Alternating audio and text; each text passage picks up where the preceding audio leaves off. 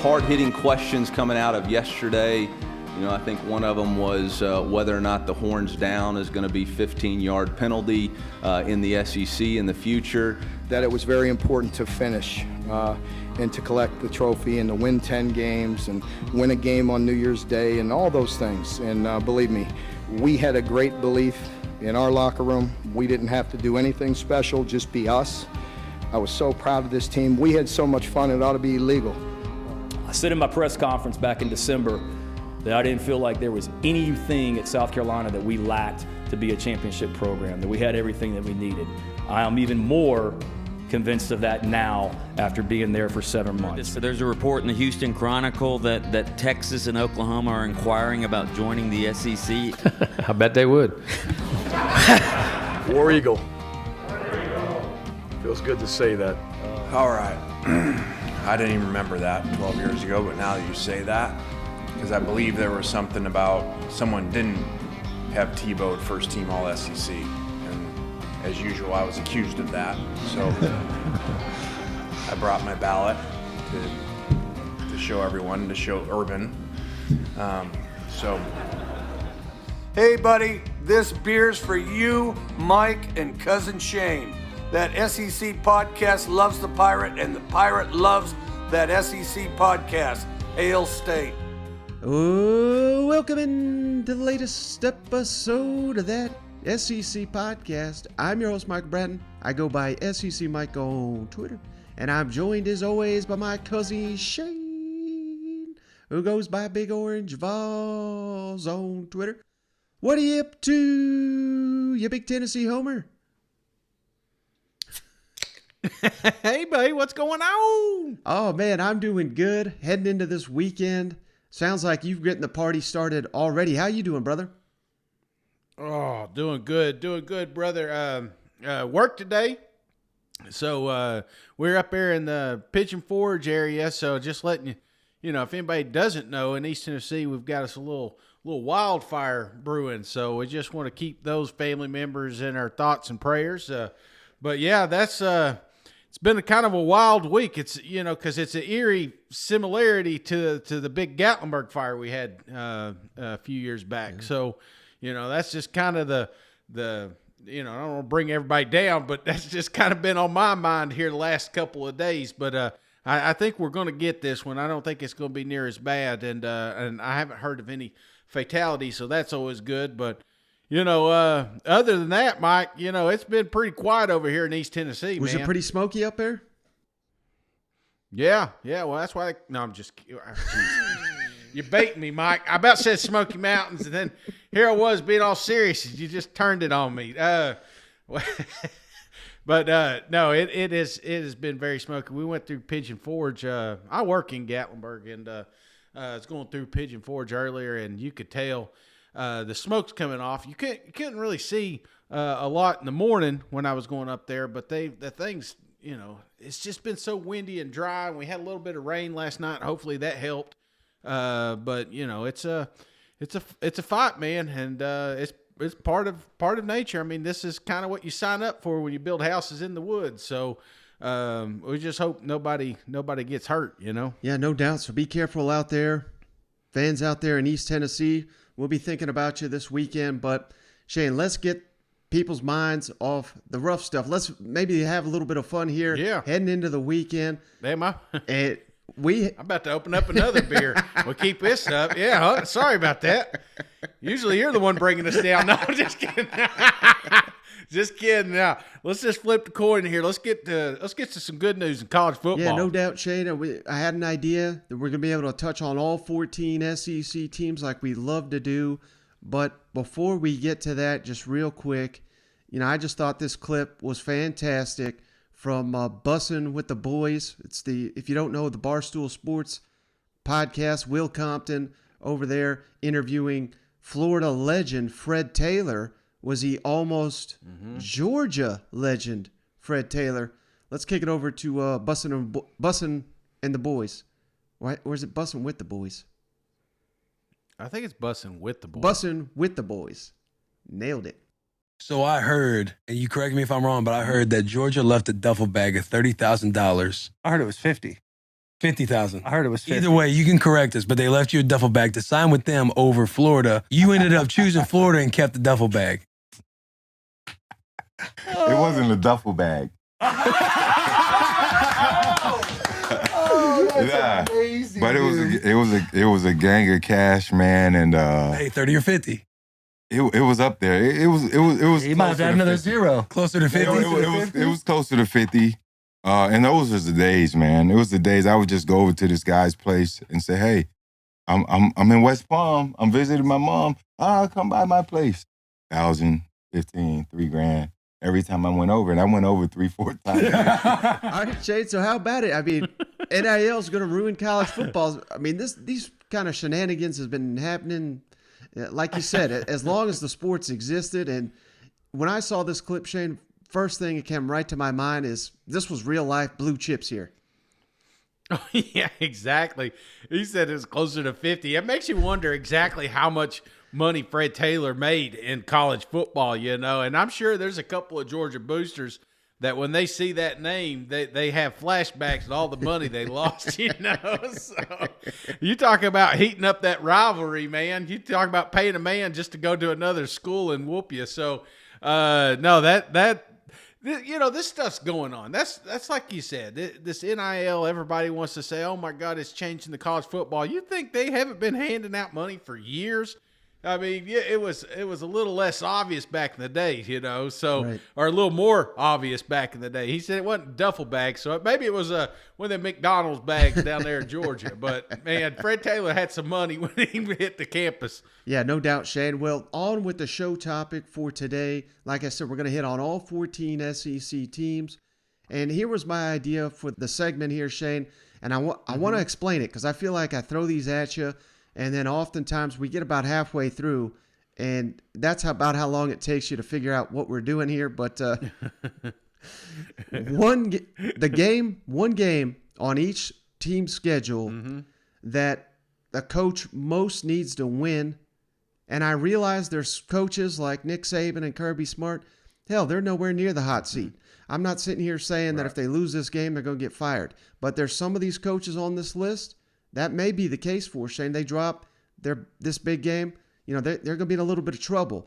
But so look at it that way, but also you can look at it like which win or loss would get the fan base more fired up for the program, for the coach, give them some goodwill, if you will. Yeah. And if you lose the game, oh man, then the fans are going to be kind of heated on you. Does that make sense? Yeah. Yes. So just again, the way I was looking at this, and correct me if I was wrong, just like must have games. There's some games like, you know, you can't look at you know, Vanderbilt's schedule and say, well, they got to beat Georgia, you know, or something like that. I mean, that's not what we're saying here.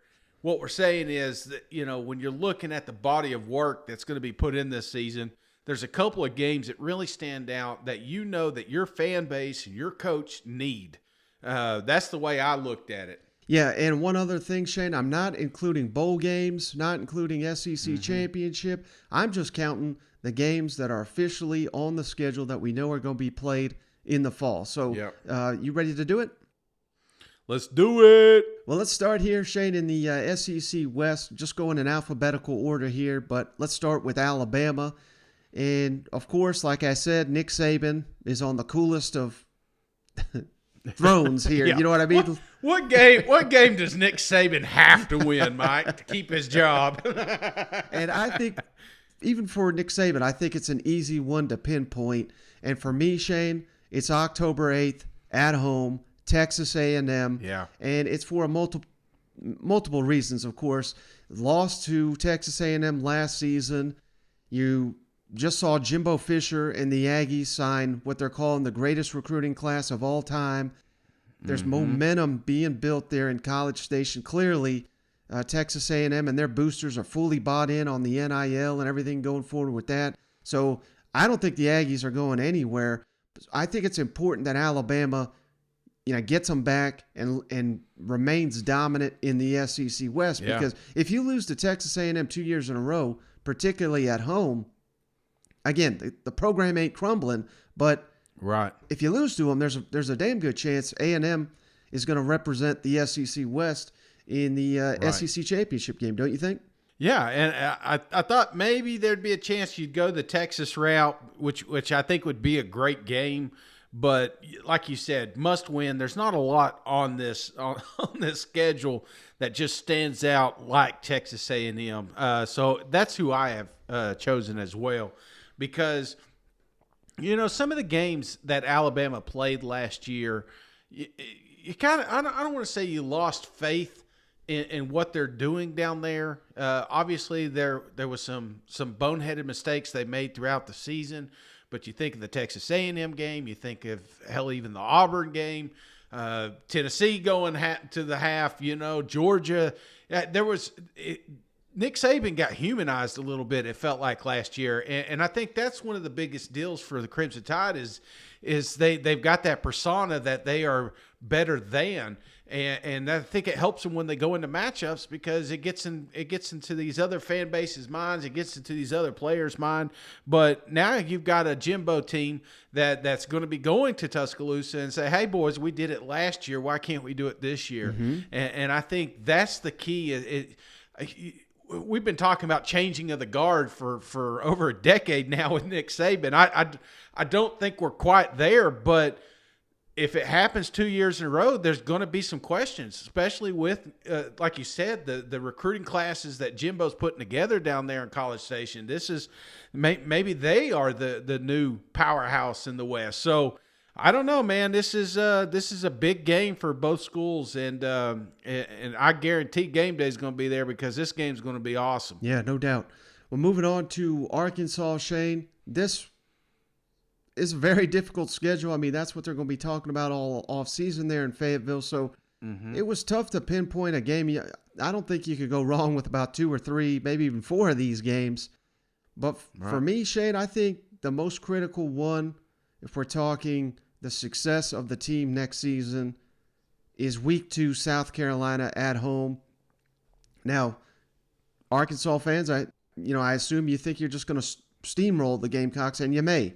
And you may be more worried about A&M and Alabama and all these games, but I feel like if you lose at home to South Carolina, it's going to be very, very difficult to pick yourself up and beat A&M on a neutral field, beat Alabama in Razorback Stadium. I think you got to get that ball rolling early with such a difficult schedule. And hell, even the season opener against Cincinnati, I don't think that's going to be one you could just cruise through. Right. But I think you should beat the hell out of Cincinnati. I really do think. But I think South Carolina is going to be a lot better team than some people anticipate. So for me, it's the Gamecocks Week 2. What do you think? Yeah, this was a tough one for me, Mike, and I can see where you're coming from with South Carolina, but when I think of Arkansas, especially last year, it felt like once a wheel fell off, once they made a couple of bad mistakes, once they had a couple of games, it kept piecing together, and they got in a little bit of a slump. So when I look in the middle of their schedule and I see Texas A&M, Alabama, Mississippi State, these is 3 games easily that they could lose if they don't play their cards right. So I hate to do this, Mike, but it's got to be one of those 3. Either, what I'm saying, Texas A&M, Alabama, obviously those are tough feats, but here you got a program in Arkansas that you've got talent, man. It's a team that beat Texas A&M last year. You know what I'm saying? Right. It's a team that was a touchdown short of Alabama. Now I know that's a little skewed by the scoring, but here's a team that claims they're there, and so I need to see it, brother. It's got to be one of those, because if you lose to an A&M, you lose to an Alabama, there's a chance that you hit a slide and then you lose to Mississippi State. Who knows? Maybe lose to BYU. I'm not saying that's going to happen, but right there in the middle of that schedule, that's the one that just stands out to me. I want to see them beat one of those teams again. I want to see them beat the Aggies. I want to see them beat Nick Saban in Alabama. Show me that they are legit. Show me that they're here to stay, that they're not just a one-hit wonder. That's what I need to see from Arkansas. So I hate to take the easy road here, Mike, but give me A&M or Alabama as one of the most important games of the season. Let me ask you this, Shane. If Arkansas finds a way to beat A&M on a neutral field, they turn around, they defend Razorback Stadium, and finally snap that Alabama streak. Is Arkansas going to win the West if that happens? Oh, my God. There's no stopping them. Right. Man. Like I said, momentum goes either way. And if you can get past it, I don't see them dropping Mississippi State. I don't see them losing to BYU. And you look at the rest of their schedule, they got Auburn, Liberty, LSU, Ole Miss, Mizzou. Dude, Arkansas has a chance. I know it's crazy. It sounds nuts, and it's not an easy feat. I mean, we throw around Nick Saban when we just finally had Jimbo's to beat him. It is not easy, but you do that by putting. I mean, think about the momentum they had after that A&M game last year, brother. Yeah.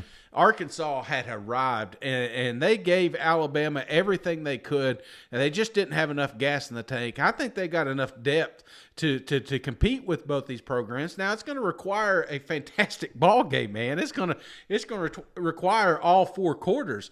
But if they can knock one of those dudes off, particularly Texas A&M, yeah, man, the back half of this schedule is very favorable for them Razorbacks.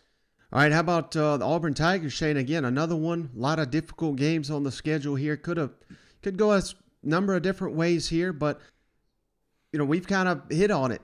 The beginning of the schedule is the easier part, if you want to even call it that. Nothing's easy in the SEC. But for me, I love this Week 3 game, Shane. Penn State coming to town. That's one you let slip last season on the road. You're getting them back. And right now, I don't think Brian Harson's ever had more support at Auburn than he's got right now with just the fans, because they don't like the way he was treated. You turn around, and I'm seeing some predictions Penn State's going to be top 15, top 20 type season. Right. If Auburn finds a way to beat Penn State, man, I think that's the key to the season right there, and getting the ball rolling for Parson and company. What are your thoughts on that? Yeah, I think it's a huge game, but I don't think it's the game. The game I have circled, brother, is the week after.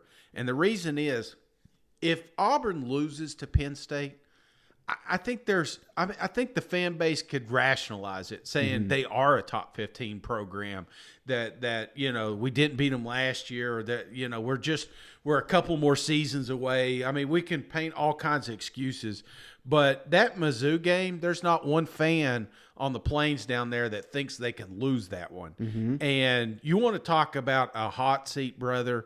It doesn't get any hotter than dropping to Eli and the boys up there. And you and I, you're going to hear a theme, man. Mizzou is a better team. I really do think. And if they can get the quarterback play down this year, I think they're going to be all right. I think they got a little too one-dimensional. I think they were thinned out and they got exposed a little bit. But they've got a lot more competitive depth. They're catching Auburn just at the right time, because I'm not a huge fan of that Penn State game. I just right now I think Auburn's going to struggle during that one. And you talk about a momentum swing, brother. Right after Mizzou, you got LSU, Georgia, Ole Miss. There's a real shot that if this goes the wrong way, that who knows, by that bye week we may be looking for a coach. Yeah, no, it's hard to argue with that one, Shade. Like I said, this is a difficult one to pick, but that Missouri game, that looms large on the schedule. I mean, that's one the Tigers, I think, could conceivably win. And like you said, they may be catching Auburn at a good time coming off a loss. So that's a big one. Yeah, exactly. And it's at home. I mean, there's not because you think of some of the games in the last few seasons, not even before Brian, there's been some heartbreakers down there in Auburn, and the fans, they don't want it anymore. They want to be good again. They want to be relevant, and you can't say that and then lose to Missouri. And nothing against Missouri, but like I said, this is a storied program that doesn't worry about teams like that. And if Mizzou comes out there and plays some damn football, and these guys are down and out because they lost to Penn State, brother, that is a recipe for another upset in the Plains. All right, Shane, moving on to LSU. Again, this was very difficult for me to pick because there's so many games here that are crucial. I mean, you got Mississippi State earlier. You got Auburn, but that's on the road. That's also early. We all know Alabama. That's the game all LSU fans have circled. Man, I'm kind of leaning in multiple directions here, Shane, but how about we've kind of already hit on it a little bit here. October 15th, Saturday. I know it's on the road, but at Florida. I think that's one, if you're an LSU fan with, year one Billy Napier, year one Brian Kelly. Yeah. I think that's the game right there where, this is the series that it doesn't matter the most. Alabama matters the most, but it would just be so sweet to go on the road. And hell, LSU has dominated Florida here the last couple of years. So you don't want to see that streak snapped, even though it's on the road. I think that's a huge important game for Brian Kelly. Which game for you stands out for LSU? Mike, sometimes I think you're in this same room looking at my same list, because I'm with you. I tried to make an argument for the Mississippi State game. This is a big SEC opener for them, but I mean, it's hard for me because these coaches are going to be compared constantly. And when I'm talking about Napier and Kelly here, both of these guys, they come in storied programs. They're trying to revitalize this thing and get it going. And the last thing you want to do is drop the first year to a rivalry because they're both down right now, but they could easily be up. But that's just, I think when you're looking across the schedule here, there's just a few games that stick out to LSU's expecting to win this year. Florida is it. And, if they could come out and they can beat Florida, then I think LSU fans are going to know they got the right guy. But if you drop to a program like the Gators for the season they had last year and maybe some of the early struggles they'll have this coming up season, then you're going to question yourself and say, did we hire the right guy? So right. That's the one I've got circled. It's midway through the season. We should be getting the best out of both of these programs. And let's not forget the fact that, like I said, this is a rivalry that for many, many years has come down between one possession, and I don't see this game being any different right now. It is going to be a heated battle, and it's going to be awesome to watch. Yeah, and those games early in the schedule, Shane, Florida State, that's a big one too, but you hit on Mississippi State and Auburn. I kind of considered those as well, but when you think of all the roster turnover for LSU this offseason, I'm not saying fans are going to be happy or they'll accept it if you lose to Mississippi State or Auburn. But I think they would sit here and say, well, we had like 30 guys coming back, and we've had 50 new guys. Like, it takes time. But, yeah, the expectation at LSU, Brian Kelly's expectation, he's already made it clear, is to win championship. So I hate to even throw this on a guy midseason, but, yeah, by midseason, you got to be showing us something here. You know what? Yeah. And plus, you got a national trophy, not too long ago. I mean, I hung on that, for 10, 15. I'm still hanging on that. It's like, well, we did win one in the 90s, But now my kids are like, wait, we won a championship? Okay, now we need to win one for my kids, So, yep. No, I think LSU's fine, and they're okay with the rebuild. Obviously, they want to win. They'd love to win every single game.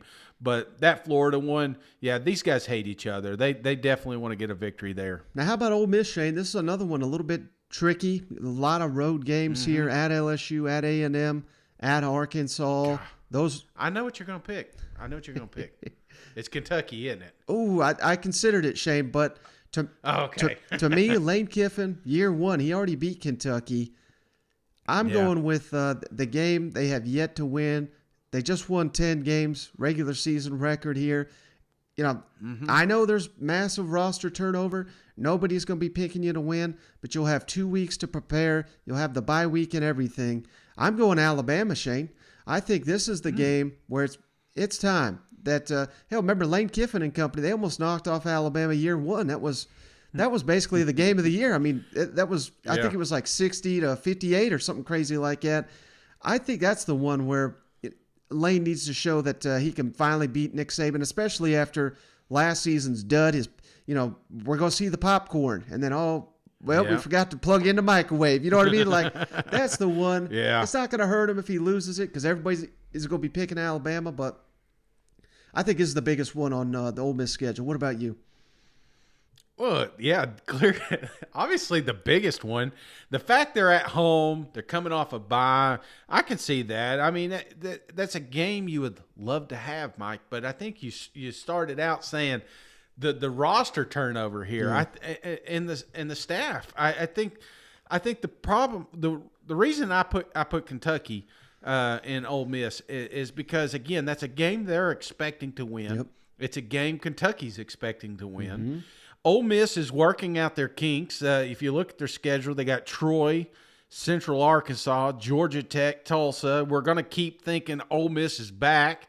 And then they meet Kentucky. And I think that's going to be the toughest opponent they have to start the season. So I think that's the true test of how far these Rebels have progressed and how much they miss Corral. So I think that's the one I've got circled, like I said, mainly because Ole Miss expects to win, and so does Kentucky. And every time these guys have met, it's been a pretty epic game. So that's the one I've got. Yeah, that is going to be one hell of a game. It's also the SEC opener for Ole Miss, so equally important to get the ball rolling here, going into conference play. Now, how about Mississippi State, Shane? To me, this is an easy one. I mean, there are a number of big-time games on here, but what's the game that Mike Leach has yet to win, the game that means more to anybody in that state than anything? It's the Egg Bowl. And I know it's on the road, but hell, I've seen Mississippi State win it on the road at Ole Miss. And like you said, the roster turnover, who knows if that's going to work out for Lane Kiffin and company. We hope it does, but this should be the best Mississippi State team under Mike Leach. If you go 0-3 in the Egg Bowl, man, that's going to be a tough pill for those fans to swallow, don't you think? Absolutely. Well, the thing with me, Mike, though, when I'm looking at this, you're gonna hear it, man. I'm getting on the Mississippi State bandwagon. I look at that roster. I look at what Leach has done, with the programs in the past. It seems like this is going to be the year that they take a step forward, and that's why I've got Memphis on here, brother, because it is. You got to remember this game broke my heart last year. It broke a lot of people's hearts last year, and it shouldn't have come down to a ref or special teams play or anything like that. This game should have been wrapped up a lot earlier. And how many times have we said, okay, the Pirates back, baby, Mississippi State's back, and then they trip up. That's why I want to see them come out and just smoke. I just want to see them beat the shit out of Memphis. That's it. You know what I'm saying? I don't want to see us come down to a final possession or anything like that. Like, if Mississippi State is legit, if Mississippi State is going to make a run and make some noise in the West, they got to do it week 1 against Memphis. I know that sounds crazy, but you got to think of all the recruits that are going to be there. It's a hotbed. These people, these groups don't like each other. I mean, but they recruit in their backyard all day long. So Mississippi State has got to get out of the gate immediately, because if they do, they could catch fire, brother. They got Arizona, LSU, Bowling Green going into Texas A&M, potentially undefeated. That could be a hell of a matchup. So, and you can't do it if you fumble week 1. So give me Memphis. I think that Mississippi State-Memphis game also cost you some money, if memory serves here. That's why I'm so sour about it, man. It's $100 I'd love to have back, brother. All right, for the Aggies, Shane, again, I think it's easy. We kind of already hit on it, but yeah, it's got to be Alabama, don't you think? Because the expectation, fair or unfair, well, hell, I think it's fair at this point with you're bringing in number 1 recruiting classes. You're paying your coach all this money, and last season was a disappointment. Even though you already beat Alabama, I know this might be unfair to say because it's in Bryant-Denny Stadium, but if you lose to Alabama, I think it would kind of feel like you're taking a step backwards, even if your record is, say, like 10-2, 11-1. This is the team you got to go through. Just like Georgia had to do it under Kirby Smart, they had to go through Alabama. Texas A&M still has to do it. They beat Alabama, but couldn't win the West.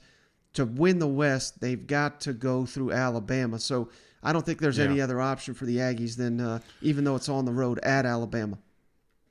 No other option. This is clear cut, number one, got to repeat, because there's a lot of people that, that think it was a fluke. You know what I'm saying? That we caught Alabama off guard. There was things, there was injuries, there was blah, blah, blah, whatever. You go out there and you do it 2 years in a row, then people take note, not just the recruits. The recruits, a lot of them don't care. They're going to come to Texas A&M anyway. They're going to go to Alabama anyway. But as far as the fan, as far as the national media, it's going to change the narrative. Like when we get down here to SEC media days, they're all going to roll in and say Alabama is the best team they ever had. But if Texas A&M beats them, we're going to be saying the exact same thing about Texas A&M moving forward. So this is a huge momentum game, and it's time, brother. If Jimbo's going to make a run, if he's going to win the SEC, he's going to have to do it by going through Tuscaloosa. All right, Shane, switching over to the SEC East, let's go with the Florida Gators. Again, a lot of big games here. Of course, every Gator fan wants to beat Georgia. They'd be ecstatic if they were able to do that. Texas A&M's on the schedule for the Florida Gators this year. That would be a big one. But to me, Shane, we've kind of hit on this before, but I think you've got to reestablish your dominance, and a big reason why Dan Mullen is no longer the coach down there is because he lost to Kentucky twice. And you got Kentucky coming to the Swamp. I would bet you, Shane, that Kentucky's the favorite to win that football game, particularly if Florida loses to Utah. I think Kentucky's probably going to be a 3 or 4 point favorite in that ball game. That should be nothing but disrespect for Billy Napier and company. And Kentucky, let's give them a credit. They're a hell of a team. They got a great program. But if you're a Florida Gator, you should never be below Kentucky in the SEC standings. At least that's what they believe. And so it's got to start early. I want to see something from the Billy Napier era. I'm going week 2 SEC opener, Kentucky at home. Mike, and it's hard to argue. It really is, because like you said, this is a rivalry game that a lot of Florida fans don't want to acknowledge. But the fact of the matter is they win. And like you said, they're probably going to be the favorite coming in here to week 2 opponent. So I think that's the key. Napier comes out and he's talking about building this thing from the ground up. Well, the building blocks is putting away some of these SEC teams that you have always put away. And Kentucky fans, I know it's a different program, but you got to remember the last 30 years, some of these Florida fans, they don't want to acknowledge that Kentucky's getting better, but they're there, man. They are getting better. And if Billy could come out here and knock out Kentucky, they pick up some momentum. They got a very favorable schedule at the front with Utah, Kentucky, South Florida. Get that momentum, potentially beat Tennessee. Then you're looking at Eastern Washington, Mizzou. I mean, come on, brother. LSU down, a bye week. Then you got Georgia. We may be looking at the Florida Gators, that arrived instead more of a build. You know what I'm saying? And that's what the Gator fans want. They don't want to build. They don't want a 2-year program. They want to win now. And you can't do that if you fumble on Kentucky in week 2. So hell of a matchup, going to be a great game. But I think that's the one that Billy's got circled as well. All right, how about the Georgia Bulldogs, Shane? Again, couple interesting games here. You could pick Oregon right out the gate on a neutral field. Tennessee kind of emerging a little bit. You might want to squash them. At Kentucky, that's monumental. Man, I'm almost talking myself into Kentucky here. But for me, Shane, I got to go back to the Florida Gators, even though, Georgia's going to be a massive favorite against Florida. It's kind of the similar theme we just said with Florida and Kentucky. Georgia right now is obviously not only atop the SEC East, they're atop the college football mountain, but you cannot lose ground to year 1 Billy Napier and year 7 Kirby Smart. I think that'd be a black eye, I think, for the Georgia Bulldogs. That's the one game where they're not going to throw Kirby out no matter what. He just won the national championship. But there's going to be fans saying, what the hell? We lost to Billy Napier year 1. I think this is the game that Kirby Smart's got the most to lose, if that makes sense. next season on the schedule. What about you? Well, this is another. I went around and round on this one as well, and there's not a game that I think Georgia is afraid of. Mm-hmm. This is destined for a repeat, man. I mean, I think that's the key, brother. Is you don't want to be a one-hit wonder. You know, you don't want to be the school that came in. You finally win a national championship, and then you start fumbling against teams that you should beat. Right. And so when I'm looking at Georgia, I think Monumental is week 1. It's going to have a lot of national media attention. It's the Oregon Ducks. They were a sexy play last year. A lot of people had them penciled in for the college football playoffs for a little bit. That fell off. But, if you want to put that story to rest, you do it week 1.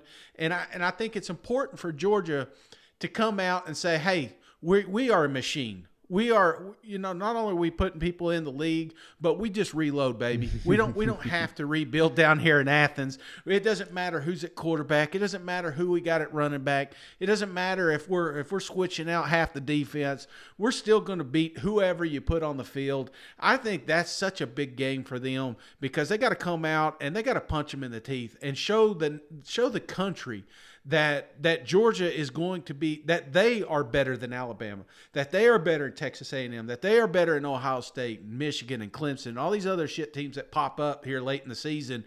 You fumble with Oregon right out of the gate, there's going to be that little asterisk, especially if it comes down to picking a team that, they struggled against a Pac team. You don't want to be that. So I think this is a big game for Georgia. It's a big game for the SEC, brother. And so I'm going to put the Oregon Ducks here. Yeah, and we're going to find out, Shane, in the opener, how does Georgia handle being the team with the target on their back?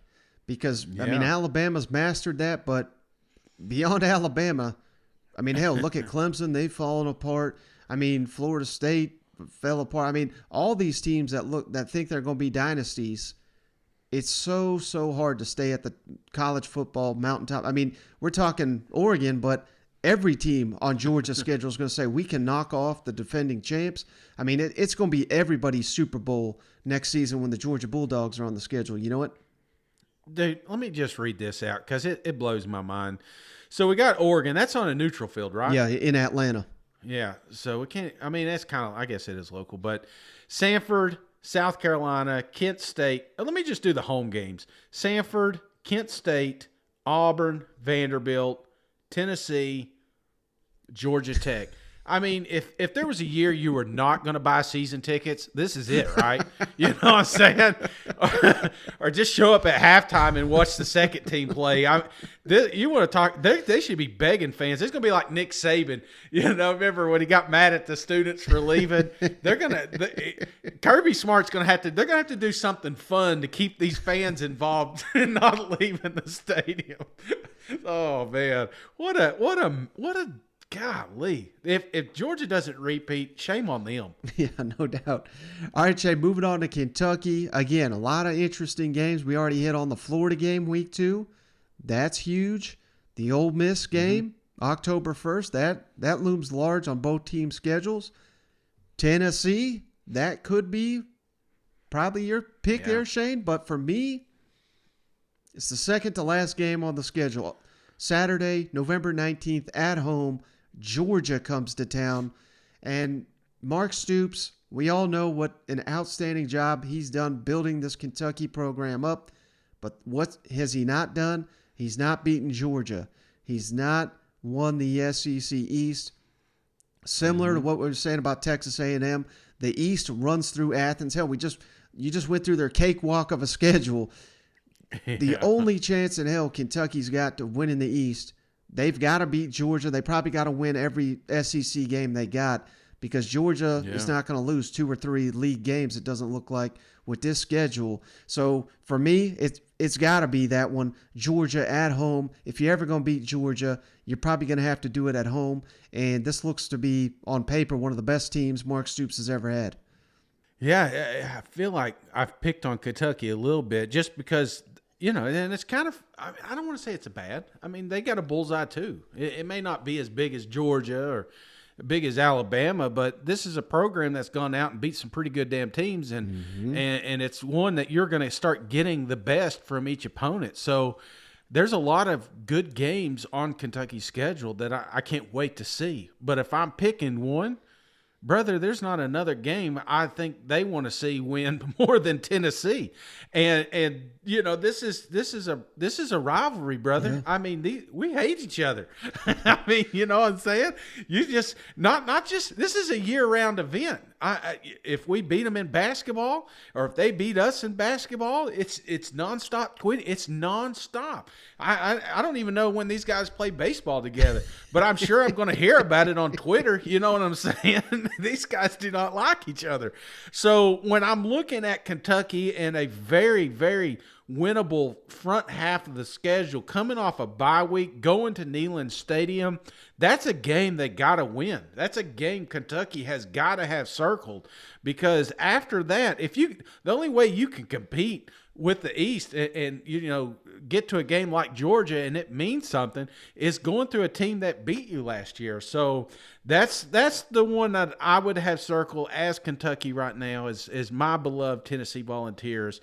But there are a lot of good games on here, and there's a lot of people who are going to get their best when they play, or Kentucky's going to get their best when they play each other. So it's going to be man, I'm getting so pumped up, man. I can't wait to see some of these damn games. I got to figure out when these guys play baseball so I can make my hate tweets ready. get my draft set up. Moving on to Missouri, Shane, this was a difficult one for me because the non-conference is a little tricky. You got Louisiana Tech, who nearly knocked off Mississippi State last year. You got week 2 at Kansas State. That could be a candidate. Your first SEC game is at Auburn. That could be a candidate, even though it's on the road. But for me, Shane, I think one game that Missouri fans would love to win, kind of going back to what you just said about Kentucky and Tennessee, Missouri, they love to hate on Arkansas, and they loved having that streak. And Arkansas fans not recognizing it as a rivalry. It's a rivalry to those Missouri fans. I know it's the last game of the season, but it's at home. It builds some momentum. I think for Eli Drinkwitz and company, Arkansas, I think that's kind of the one where, you know, I think you really engage people once again if you can beat your rival there at the tail end of the season. What do you think about that? Yeah, that's a good one. It's a tough one because when I look at Mizzou's schedule, there's a whole bunch. That Auburn one I think is big, just because that may be the game people talk about the longest, especially if they can come out or if they can go down there and come away with the victory. I think that's big, and that's huge for this program. So I'm about talking myself into it. I had Florida just because, you know, hell, the more times you beat Florida, the better it helps your program grow. It's the more of the recruiting that you can use when you're out there. But I don't know. I think I'm going to go with this Auburn, and just because the media attention that's going to come from this game, and they're going to you don't want them talking about how bad Brian did. You want them talking about how well Eli coached up this Mizzou team, and that they should take these boys serious. So, yeah, early out of the gate, first SEC game, give me at Auburn for my must-win. I changed my mind. All right, how about South Carolina, Shane? Again, another one that's a little bit tricky. They open the SEC schedule anyway at Arkansas. That's one maybe you could pick. Georgia is your home SEC opener.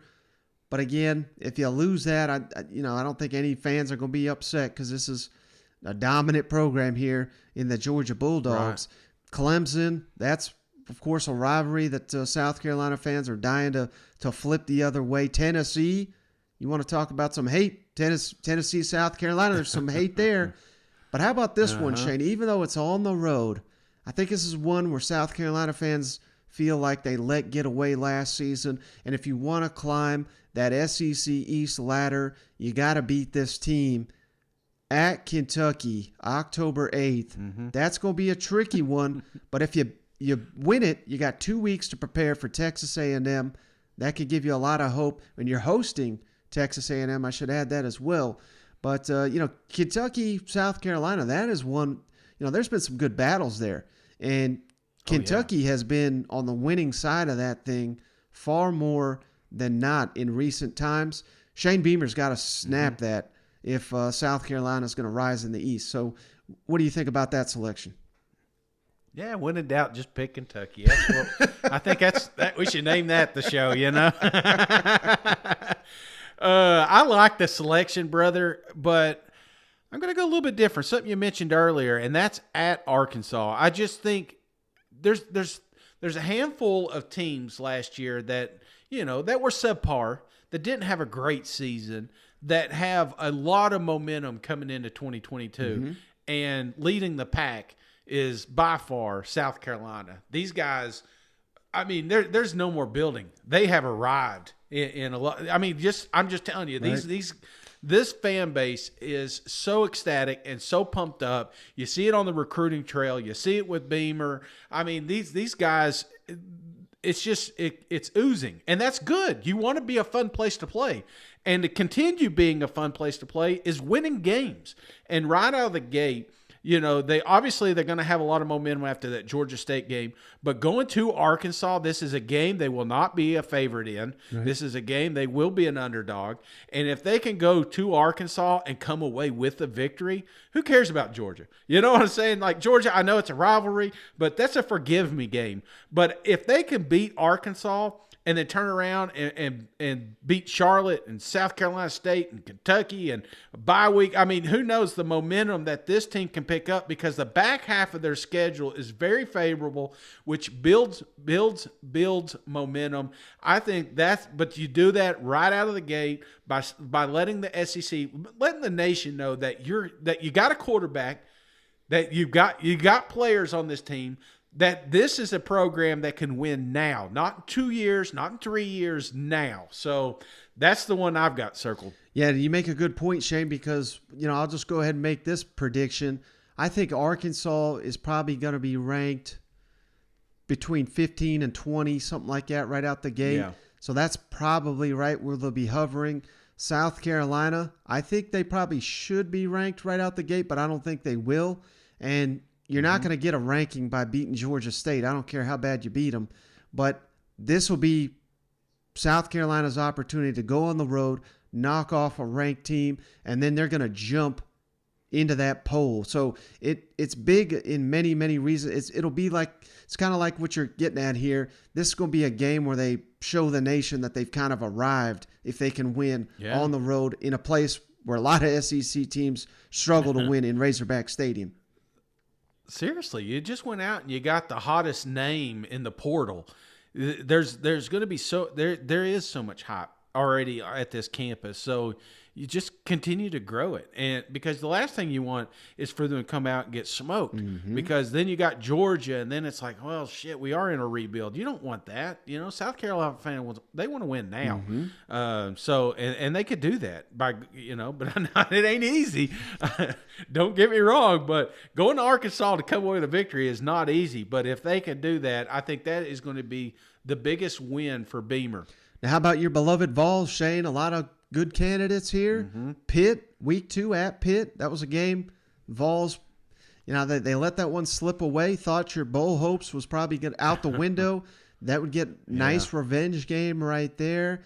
Going to Baton Rouge, that's always fun. You don't get to see LSU that often. Every Tennessee fan's dying to snap this Alabama streak. You already mentioned the hate between Tennessee and Kentucky. That could easily be one as well. South Carolina, you got to keep them under your thumb. But I think the easy answer, slam dunk, all Tennessee people our age, the game they want more than any other, and it's been very far and few where they've actually gotten it, at home, week 4, September 24th, the Florida Gators come to town. Billy Napier in year 1. If Josh Heupel and company lose to Billy Napier year 1, you know, it's not like that would be the worst loss of all time or anything, but when the hell are you going to beat him if you're not going to beat him this year? You know what I mean? Brother, well, you should have done it last year. You know what I'm saying? Right. Florida down year. We still find a way to lose to the Florida Gators. So, yeah, I'm with you, brother. Week 4, Florida Gators, you got to have this. The Tennessee needs this. just as bad as Napier would need a signature victory early in the season, Tennessee needs this to get it off their mind. That they can beat Florida Gators. It's a mental thing. And I don't know if these players suffer with it as much as us fans, but you want to talk about a loud, crazy stadium. It's going to be week 4. So Billy's going to have a warm glass of noise. We're going to be showcasing the new stadium. It's going to be all over the TV. They're probably going to checker this yet because that's what we do. And it may be a 3:30 game. I don't know, but I think this is a big game for Heupel and company, because after that you got the LSU, you got an Alabama, but you got a bye week right by them. So go starting the season 4-0, man. Just let that marinate for a little bit. So I think that's a big one for Tennessee. All right, Shane, last but not least, Vanderbilt. A lot of interesting games here on the schedule. The Commodores got 2 bye weeks this season, so you got some time here. Those fans are dying for a league win. You got Ole Miss at home, South Carolina at home, Florida and Tennessee at home late in the season.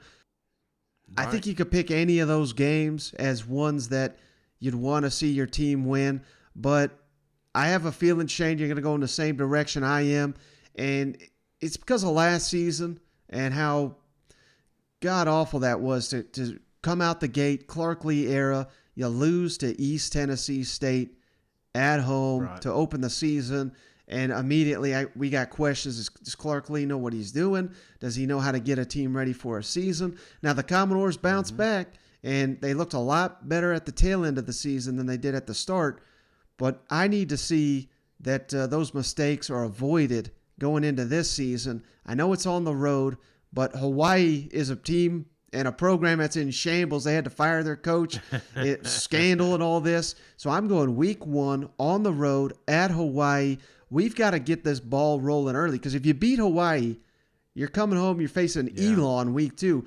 I mean, 2-0. I mean, imagine being the Commodores 2-0 and you got Wake Forest at home week 3, Northern Illinois week 4. I mean, it's not crazy to sit here and say Vanderbilt be 4-0, but there's no chance that's going to happen, of course, if you don't take care of business right out the gate and beat Hawaii. So for me, Vanderbilt, you've got to get this ball rolling early. At Hawaii, for me, is the biggest game. Oh, Mike, I think the key is SEC win. So I look across the board here, and I'm trying to find the best opportunities for Vanderbilt next year. And the one that I've got, I guess, the biggest question mark beside is on October 8th, Ole Miss comes to town. Now, the reason that I've got that one there is because you got to remember Ole Miss will be coming off a Kentucky game. And if there is some sort of letdown, and Ole Miss, it happens, brother. And if Kentucky can win that game, Ole Miss is the wind will come out of the sails, and Vanderbilt is one of those teams that you could easily just not prepare for. You know what I'm saying? That it's the same Vanderbilt team that we've seen the last few years. We're licking our wounds. We go to Vanderbilt to play this game, blah, blah, blah. But if you notice something last year with Vanderbilt, especially toward the tail end of the season, is just how well they started playing as a team. And I know that's an easy answer for or an easy explanation for some losses that they had, but man, these boys were scrappy last year, brother. And there wasn't a game that I watched of Vanderbilt last year and thought, they didn't give their all. And I think coming off a bye week, they are going to have that Ole Miss game circled for their first SEC victory. So, It's not easy, brother. It will be an upset, and they call it an upset for a reason. But that's the one that I think Lee's got circled because, like you said, if he could come out and beat Hawaii, beat Elon Musk there,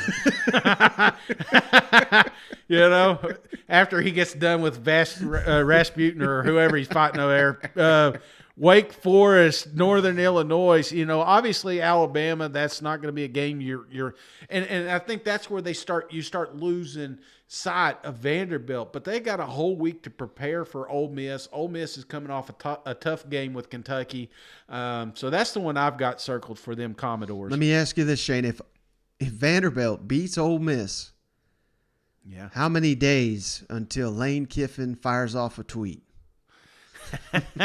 It'll be that night, you know. I think he'll say something about the portal or something, you know.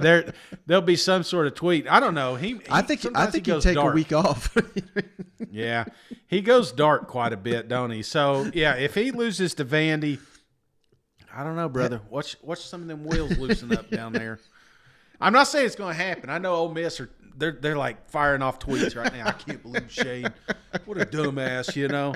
I'm just saying, if there were a game and the stars were aligned, I think this is the best shot Vanderbilt has to upset somebody. Right.